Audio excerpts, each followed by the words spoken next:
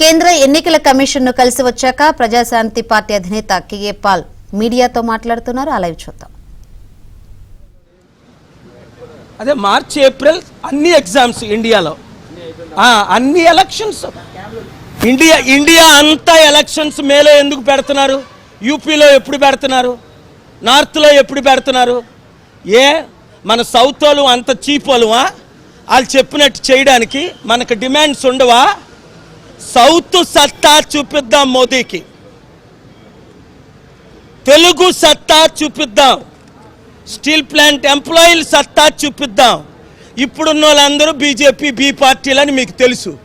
ఏమైనంటే bail cancel చేసి ఒకరిని జైల్లో పెడతారు, ఇంకేమైనంటే కొత్తగా మొన్న 52 రోజులు జైల్లో పెట్టిన ఆయన్ని మళ్ళా 520 రోజులు జైల్లో పెడతారు.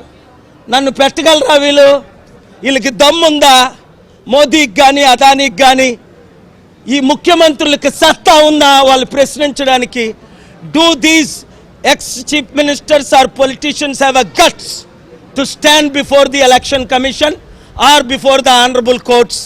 They have no guts because they are born in crime, they are living in crime, they are dying in sin. The wages of sin is death. I will fight for my country. 12 లక్షల కోట్లు అప్పు ఆంధ్రప్రదేశ్ ఎవరు తీర్చుతాడు? ఒక dance వేసి తీర్చుతాడా? వడ్డీ కట్టలేని పరిస్థితి ఇప్పుడున్న ఇద్దరు ముఖ్యమంత్రులను, 2 పార్టీలను. ఆదాయం 1,50,000 కోట్లు అయితే ఖర్చు 3 లక్షల కోట్లు. మీకు ఎలా శాలరీలు ఇస్తారు? అంగన్వాడీ 1,04,000 మంది ప్రాణాలు పోగొట్టుకొని వారేమో అమరణ నిరాహార దీక్ష కొందరు చేస్తుంటే వాళ్ళ మీద దాడులా? ఎవరు అడుగుతారు వీళ్ళ కొరకు? రైతుల కొరకు ఎవరు నిలబడతారు? నిరుద్యోగుల కొరకు ఎవరు నిలబడతారు? జాబు రావాలంటే బాబు రావాలి. మొన్నదాకా నువ్వే కదా ముఖ్యమంత్రివి, ఎక్కడ తెచ్చావు జాబులు?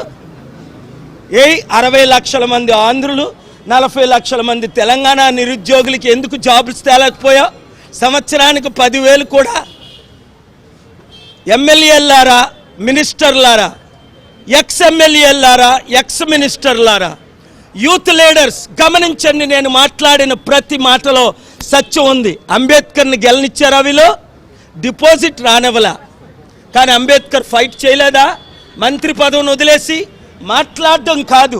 అంబేద్కర్ అనుచరులందరూ ప్రజాస్వామ్యం కొరకు పోరాడుదాం, నేను ముందుండి నడిపిస్తాను. Thank you very much.